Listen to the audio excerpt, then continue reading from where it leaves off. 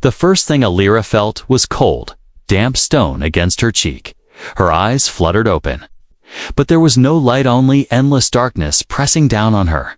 She could hear water dripping somewhere far away, each drop echoing like a clock counting down to something terrible. Her body ached, her stomach throbbed with a strange heavy pain, and her wrists burned from rough metal cuffs. Slowly she tried to move, but the sound of a chain rattled, stopping her. Her hands trembled as she touched her stomach. It was larger. Then she remembered. Too large, too heavy. She froze when she felt a sharp kick from inside, a reminder of the horrible truth. She wasn't alone in her body. Her breathing became quick, shallow. The memories came back in pieces, a crash. Bright lights, claws pulling her into the tunnels. The stink of something that breathed hot air over her skin. Then, nothing but this prison of rock. She bit her lip hard, forcing herself not to cry. She had to think. She had to survive. Her fingers searched along her wrist until she found a small, smooth band of alien metal. It was her emergency beacon, its surface cracked, but maybe still working. With shaking hands, she pressed the hidden button. A faint blue light blinked once, sending out a weak SOS signal into the void. She waited far above, in the silent darkness of an old human listening post orbiting the planet. A console flickered to life. Commander Daniel Reeves was sitting alone, his boots up on the desk, half asleep. His shift was supposed to be uneventful. No traffic came this far into alien space, but then a sharp beep broke the silence. He frowned, swinging his legs down, and leaned over the console. The signal was faint, almost lost in static. The language wasn't human, but the pattern. The pattern was unmistakable. It was a distress call. Daniel tapped the controls, isolating the message. Through the distortion, a trembling voice spoke. "Please, someone. Help me." Then a deep, guttural roar in the background. He played it again. The sound sent a chill down his spine. He had been a soldier long enough to know when something was hunting. Daniel opened the comms to the rest of the small station crew, got an incoming SOS. "Non-human, sounds urgent." A laugh came back over the channel. "Reeves, you're picking up ghost signals again. Bodies down there, except the kind of things you don't want to meet." He ignored them and zoomed in on the coordinates. The signal came from deep beneath the surface, near the old mining tunnels, abandoned after the last war. "Whoever she is," he said quietly, "she doesn't have much time." The others didn't argue further, but he could feel their disbelief. Humans didn't go into those tunnels anymore. Too many had gone missing. Too many had never come back. Still, Daniel was already grabbing his gear down below. Alira sat against the wall, her arms wrapped around her stomach. The faint blinking light on her wrist grew slower. She whispered into the darkness, "Please, let someone hear me." Something moved in the shadows ahead.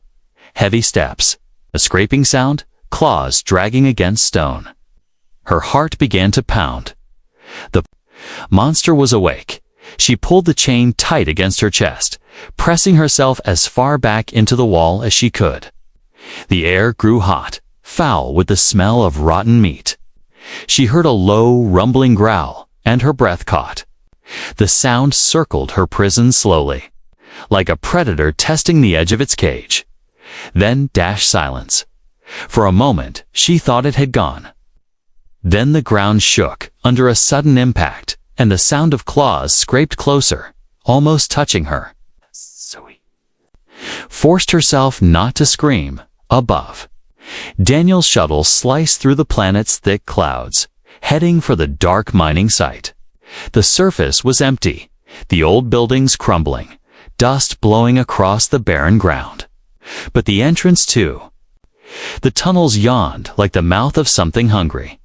He adjusted his rifle strap and switched on his helmet light. "Hang on," he murmured to the voice on the signal. "I'm coming."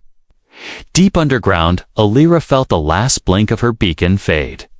She closed her eyes, thinking it was the end until far away. Through the darkness, a faint beam of light flickered against the rock. Her eyes widened. Someone had come. The beam grew closer, cutting through the black. Footsteps echoed, steady and human. She didn't know if it was salvation or another nightmare, but for the first time in days, she dared to hope. The light was faint, but in the black void of the tunnels, it looked like a burning star, Alira's.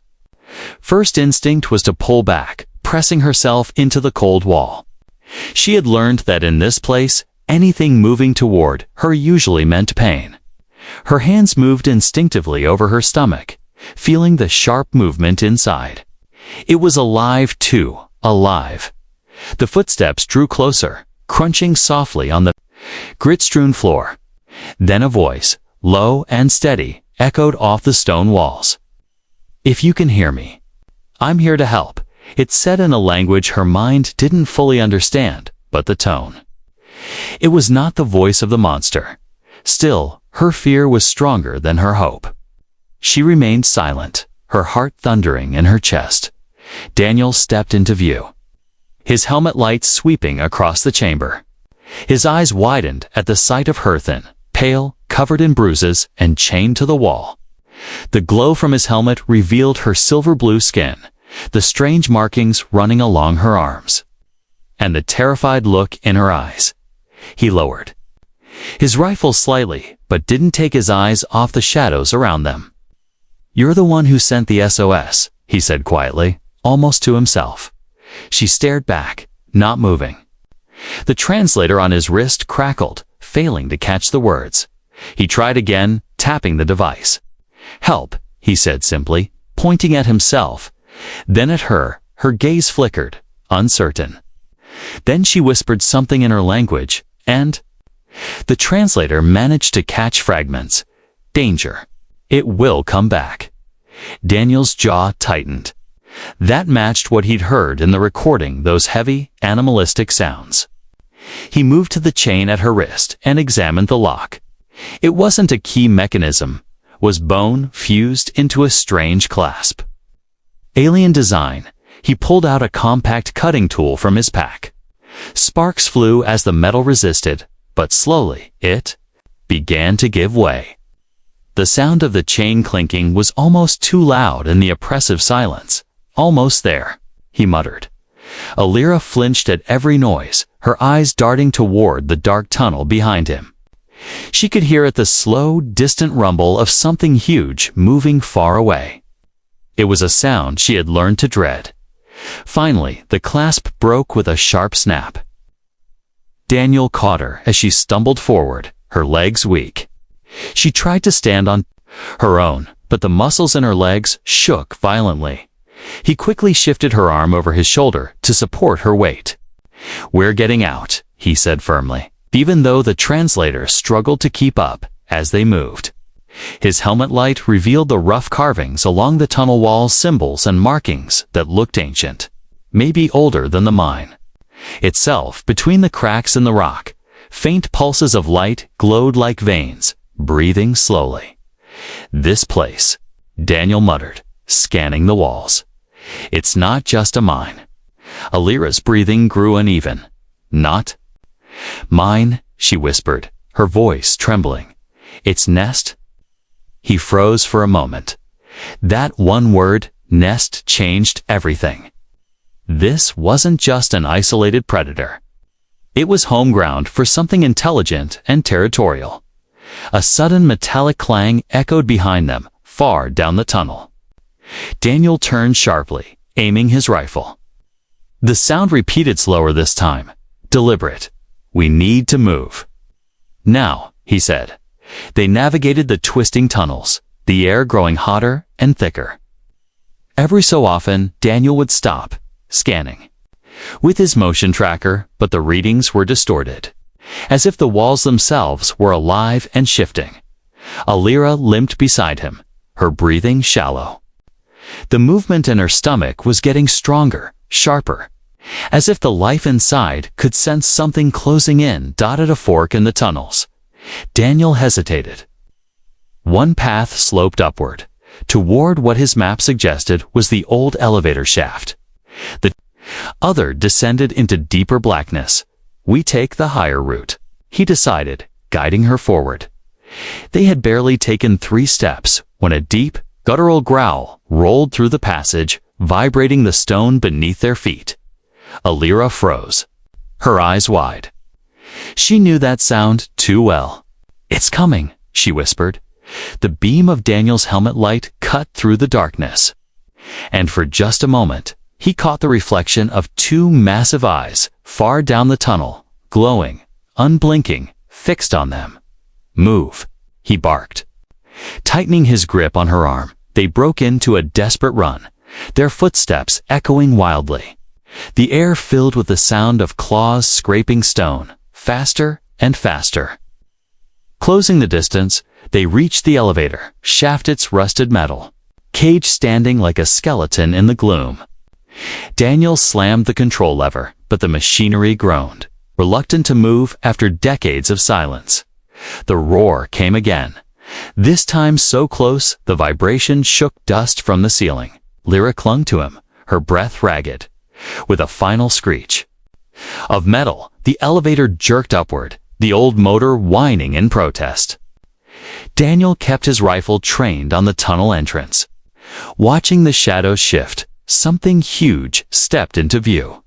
But the flickering light hid most of its form. The claws, long and hooked, catching the light for an instant before the elevator, pulled them out of sight as they rose into the darkness above. Alira looked at Daniel, her voice barely a whisper. "You came." Daniel met her gaze, steady and unflinching. "And I'm not leaving without you." The elevator rattled and shook as it crawled upward, the rusted cables groaning under their combined weight. Daniel kept his rifle aimed at the dark opening below, his finger tense on the trigger. He could still hear the faint scrape of claws, echoing up the shaft, each sound sharper than the last. The monster wasn't retreating, it was following. Alira clung to the side of the cage, her knuckles pale, her breathing shallow. Every jerk of the elevator made her stomach twist painfully. The thing inside her shifted again, harder this time, as if it sensed the predator below. Halfway up, the cage jolted violently, nearly throwing them off balance. Daniel grabbed the side rail to steady himself. A deep, metallic clang echoed up. The shaft something had grabbed the elevator's frame. "Hold on," Daniel barked. The elevator groaned as its progress slowed, the old motor struggling against the sudden weight. Then, with a horrible tearing sound, the floor beneath them lurched downward a few inches. Alira's eyes widened in horror, a claw longer. Then Daniel's arm slid through the gap in the floor, curling upward like a hook. The steel screamed under the pressure as the claw dug into it, pulling them back down. Daniel didn't hesitate. He swung the rifle down and fired 3 rounds into the darkness below. The muzzle flashes lit up the shaft for an instant, just enough for him to see a huge, black form clinging to the wall. Its face hidden in shadow, but its eyes glowing like molten gold. The creature roared, a deep, bone-shaking sound that made the elevator tremble. The claw withdrew, but Daniel knew it wasn't gone. The motor whined again, dragging them up the last stretch until the cage reached the upper platform. Daniel forced the door open and pulled Alira through, both of them stumbling onto the metal walkway. They didn't have time to rest. The tunnel ahead was pitch black, but Daniel's map suggested it connected to an old ventilation route. He kept one hand on Alira's arm, guiding her forward as his helmet lights swept across the walls. The stone here was different, smoother, darker, and strangely warm to the touch. Thin streams of steam hissed from cracks in the walls, filling the air with the smell of sulfur and something else. Something organic. Alira's eyes darted nervously around them. She spoke softly in her language, the translator struggling before, producing a broken sentence. We are inside it. Daniel frowned. Inside what? Before she could answer, the tunnel widened into a vast chamber. Daniel's light swept over the space, revealing towering walls of bone and chitin, fused together like an unholy cathedral. The floor was uneven, covered in a patchwork of dried slime and cracked shells. Then he saw them shapes suspended from the ceiling by thick, black strands. At first, they looked like sacks, until he realized they were bodies. Some were alien. Some were human. All were dead. This, Daniel muttered, his voice low. This isn't just its home. It's where it keeps its food. A faint moan echoed from somewhere in the chamber. Daniel's head snapped toward the sound. A figure barely alive hung, half-wrapped in the black strands, twitching weakly. He took a step toward it, but Alira grabbed his arm. No, she whispered. If you touch, it wakes.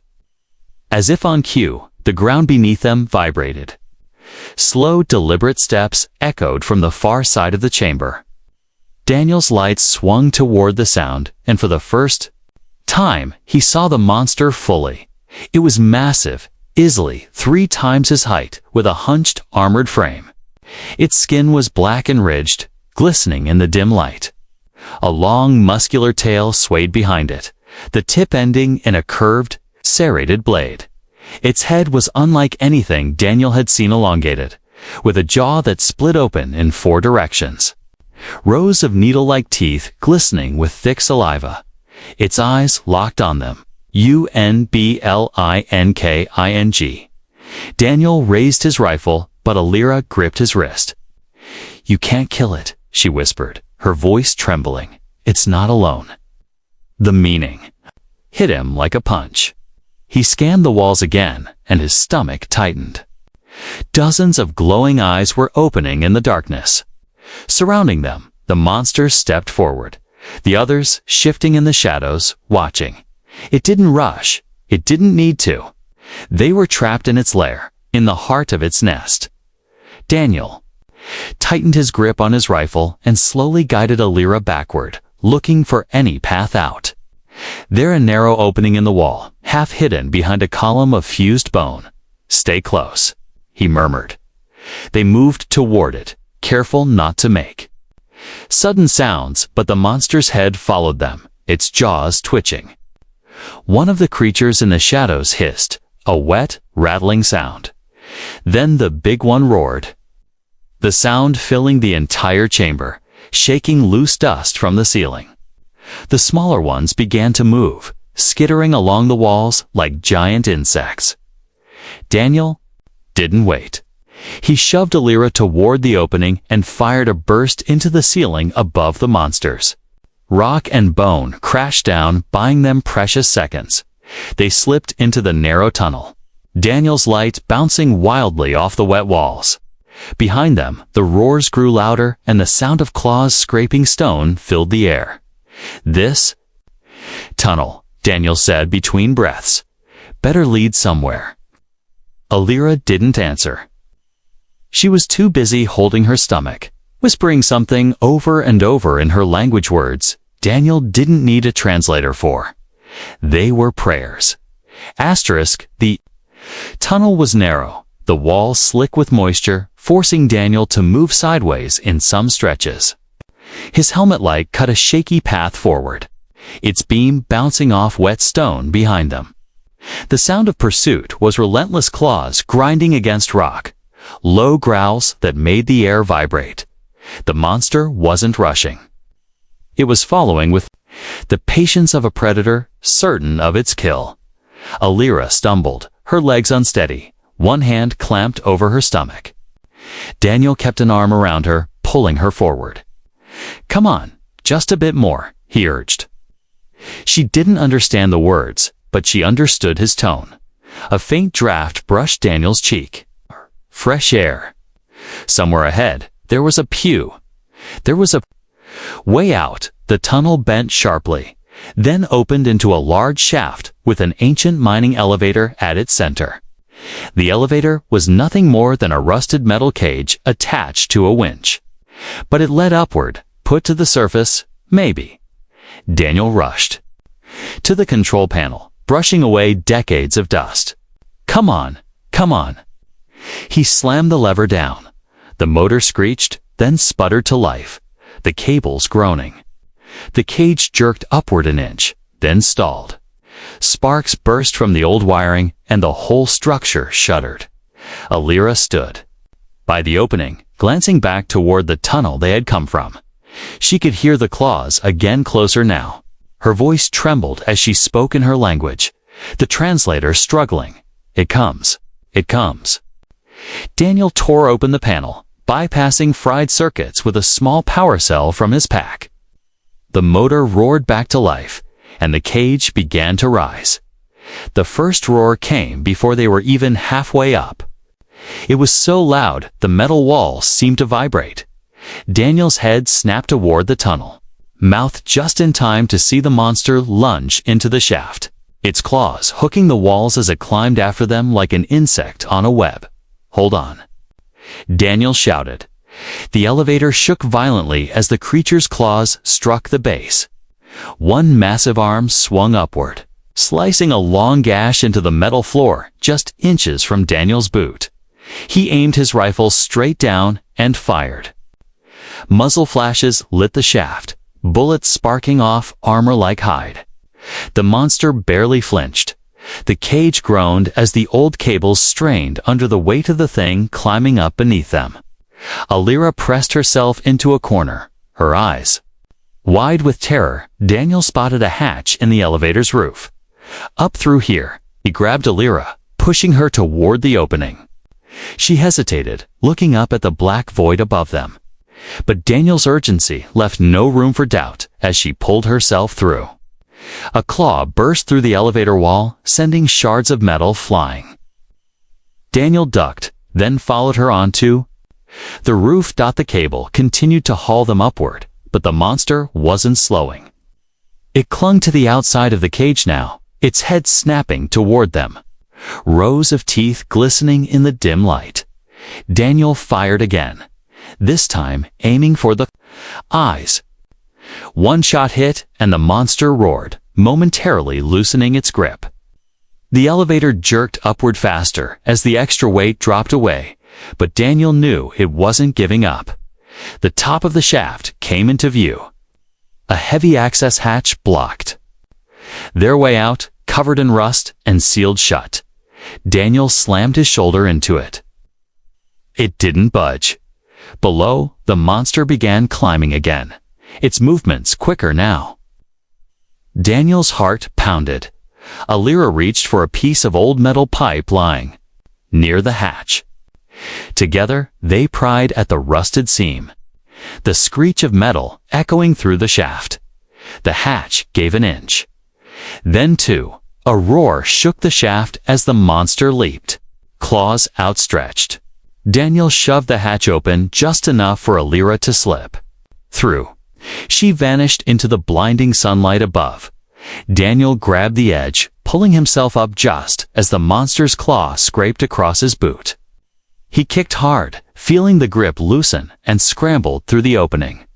They tumbled onto a flat platform high above the ground, the ruined mining site stretching out in all directions. For a heartbeat, there was silence. Then the hatch below burst open, and the monster's head emerged, eyes blazing. Daniel dragged Alira to her feet, scanning the area. A narrow catwalk led to another building, its door half open. Move, he barked. They sprinted across the swaying metal bridge, the wind whipping around them.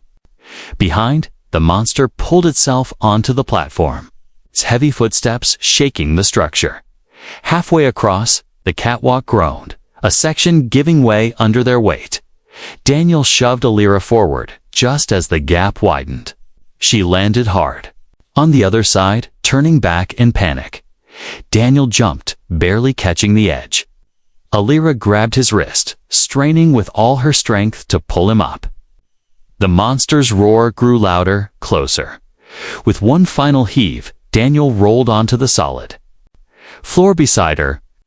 They stumbled into the building, slamming the heavy door shut.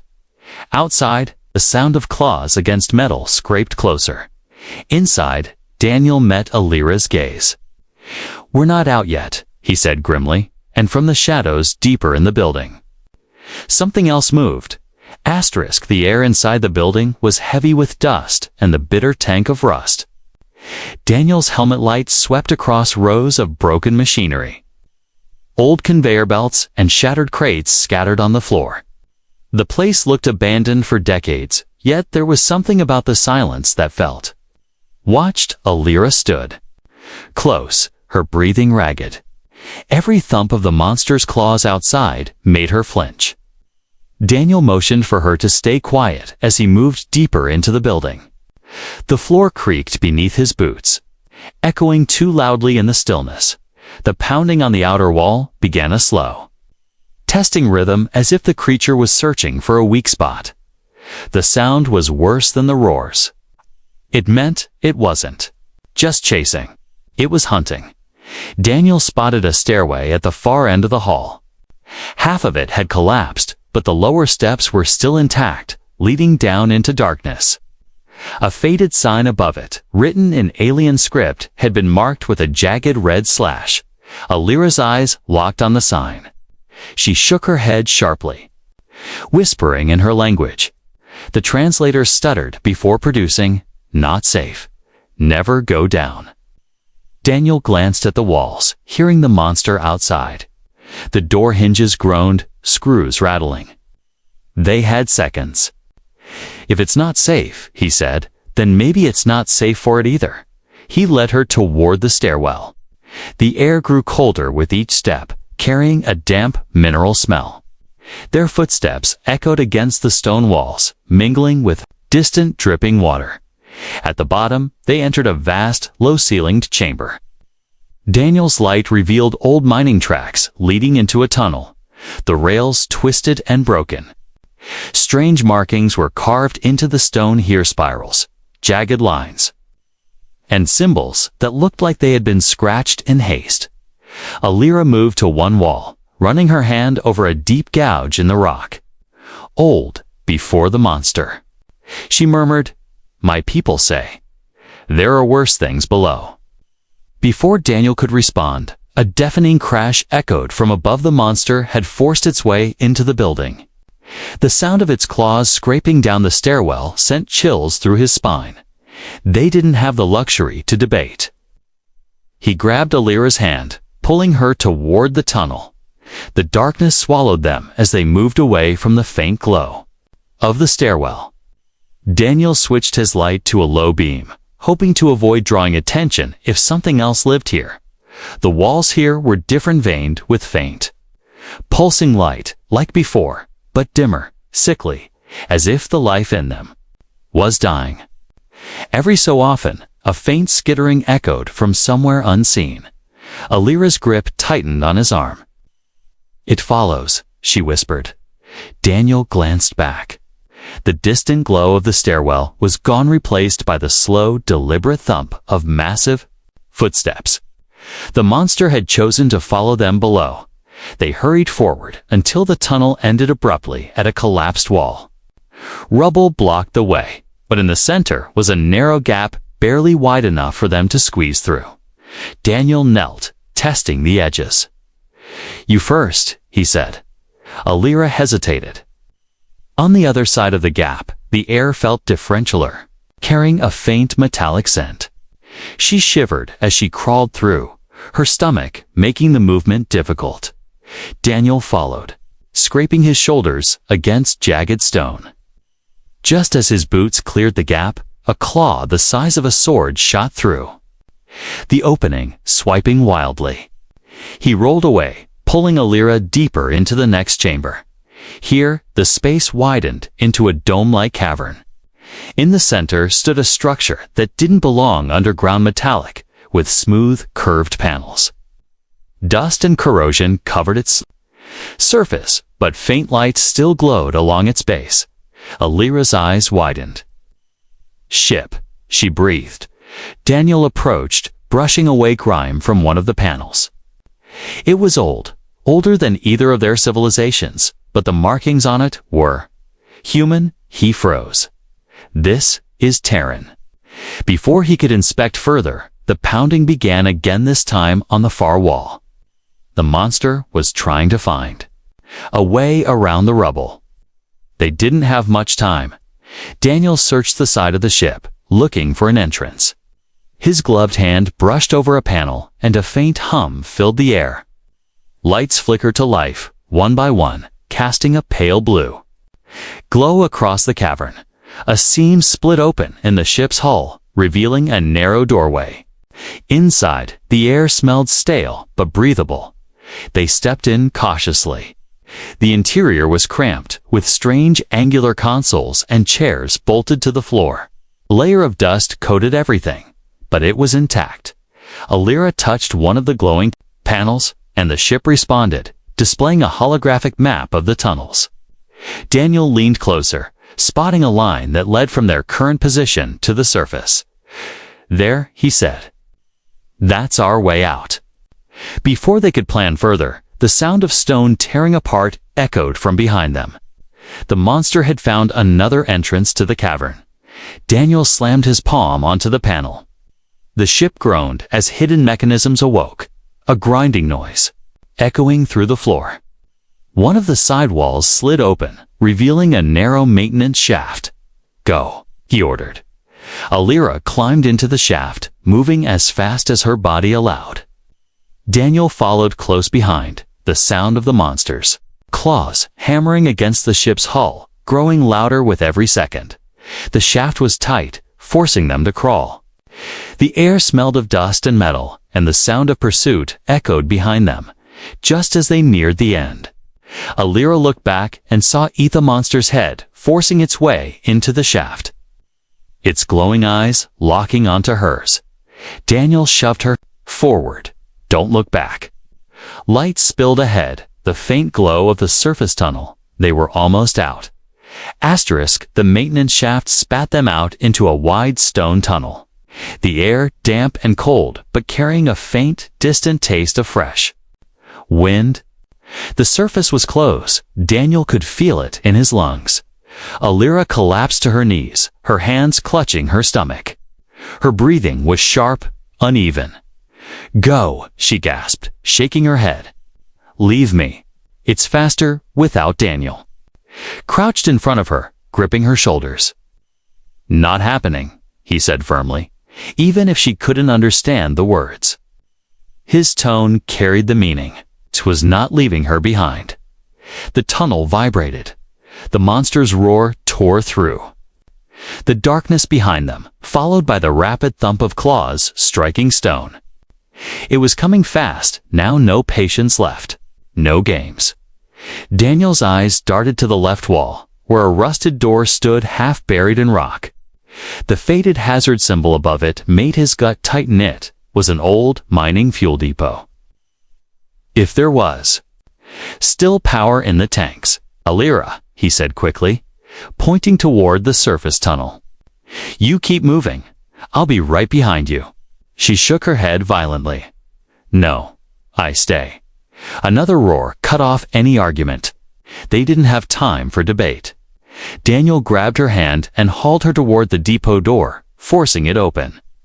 With a shoulder slam, the smell hit them instantly: metal, rust, and the faint, sharp bite of fuel vapor. The room beyond was large, filled with cracked storage tanks and the skeletal remains of mining machinery. In the center sat a half-broken generator, its power cells still glowing faintly. Daniel's soldier's mind worked fast. The tunnel here was narrow enough for the monster to funnel into one spot. If he overloaded the generator and ruptured the fuel tanks, it would be a firestorm. He guided Alira behind one of the old machines. Stay low. When I say renew, run and you don't stop. She gripped his arm tightly. Her voice shook. If you die, Daniel gave a faint, crooked smile. Then at least I took it with me. The first claw slammed against the depot's doorway, bending the frame. Daniel moved quickly, prying open the generator's control panel. He stripped a wire from his rifle's power pack and jammed it into the core. The generator began to hum, lights flickering wildly. The monster forced its head into the doorway, its glowing eyes scanning the room. Steam hissed from its jaws as it stepped inside, the floor trembling under its weight. Daniel backed toward the far wall, rifle raised not to kill, but to bait. He fired a burst into its shoulder. The creature roared and lunged, knocking aside machinery like it was made of paper. The generator's hum became a high-pitched whine. Sparks leaped from its casing, dancing across the floor toward the fuel tanks. "Run!" Daniel shouted. Alira scrambled toward the far tunnel, glancing back only once. The monster noticed her and turned, but Daniel was already moving. He grabbed a loose length of pipe and slammed it into one of the fuel lines. Liquid gushed out, pooling on the floor. The monster stepped into the spill, its claws skidding slightly. Daniel fired a single round into the generator's core. The explosion was instant. Flames erupted outward, engulfing the monster in a roaring inferno. The shockwave threw Daniel off his feet, slamming him into the wall. He heard the creatures scream, a mix of rage and agony before it was drowned out by the roar of fire and collapsing stone. The tunnel shook violently. Chunks of rock rained down, filling the room with smoke and dust. Daniel forced himself to his feet, coughing hard. His ears rang, but he could still hear faint movement ahead. He stumbled toward the exit tunnel, his legs heavy, his vision blurred. Through the haze, he saw Alira standing at the mouth of the surface shaft, her arm outstretched toward him. "Daniel," she cried, his name clear now, her translator unnecessary. He pushed himself forward, each step like dragging a mountain. Behind him, the flames roared, but the monster's screams had stopped. When he reached her, grabbed his arm and pulled him up the final stretch. They emerged into blinding daylight, the cold wind hitting them like a shock. For a long moment, neither spoke. They just stood there, breathing, listening to the distant echo of the mine collapsing in on itself. Daniel finally sank to the ground, resting his back against a rock. Alira knelt beside him, her eyes scanning his face. "You?" "Stay alive," she whispered. He managed a tired smile. "Told you, not leaving you." Far below, the fire still burned. But in the silence that followed, Daniel couldn't shake the feeling that somewhere in that blackness, something still moved. The wind at the surface was sharp and cold, carrying with it the thin smell of ash from the burning tunnels far below. Daniel sat slumped against a jagged rock, his chest rising and falling in uneven breaths. Every muscle in his body ached from the fight, the climb, and the blast. His helmet light flickered weakly before dying, leaving them under the pale glow of an alien sun struggling through thick, dusty clouds. Alira crouched beside him, her silver-blue skin streaked with soot and dirt, her breaths slow but steady. Her hands never left her stomach. The movement inside had not stopped. It was restless, almost agitated. She turned her gaze toward the gaping mine entrance behind them, the black mouth now spitting occasional bursts of smoke and faint orange glow. "It's over," she asked. In her own language, the translator clipped to Daniel's gear, struggling but managing the words. Daniel followed her stare. He wanted to say yes. He wanted to believe the monster was dead, buried in the wreckage he had left behind. But soldiers knew better than to speak victory too soon. "Maybe," he said after a long pause, "but we're not staying to find out." He reached into his chest harness, pulling free a small, battered transmitter. The SOS pickup from earlier had been pure chance, but this was a direct beacon to the human patrol network. He thumbed it on, and a steady blue light blinked too. Life. The device sent a repeating pulse into the sky. Above them, the clouds shifted slightly. parting just enough for a faint glimmer of sunlight to touch the barren ground. For a few minutes, neither of them spoke. The silence was strange. No roars, no clawed footsteps, no grinding of stone. Just the wind.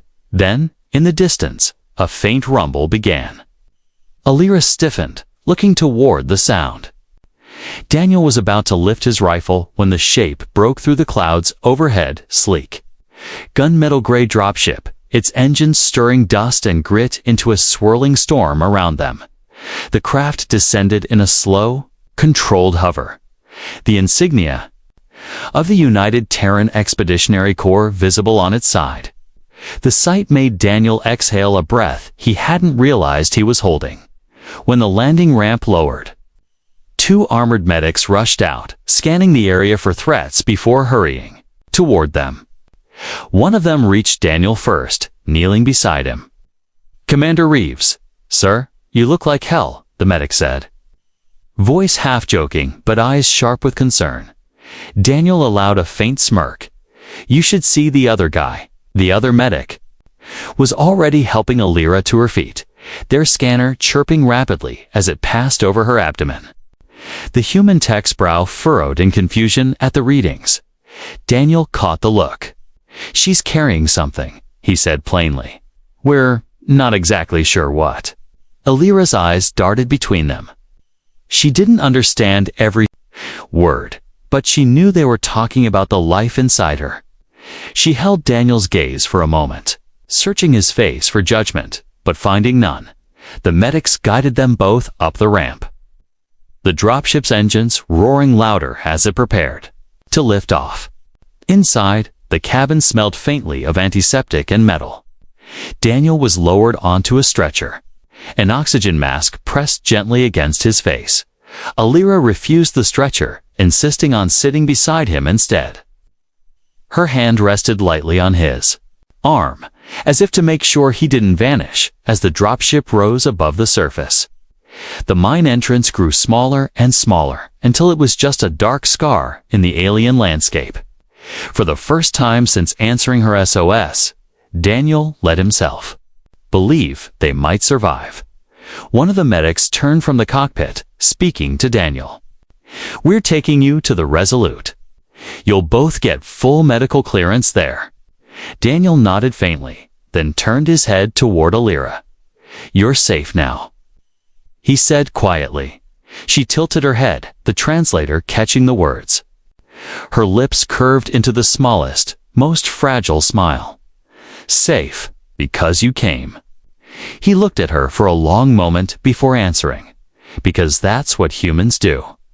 The hum of the engines filled the cabin, steady and reassuring. Alira's eyes began to close, exhaustion finally overtaking her. But before she drifted into sleep, she whispered something in her language, soft, almost hesitant.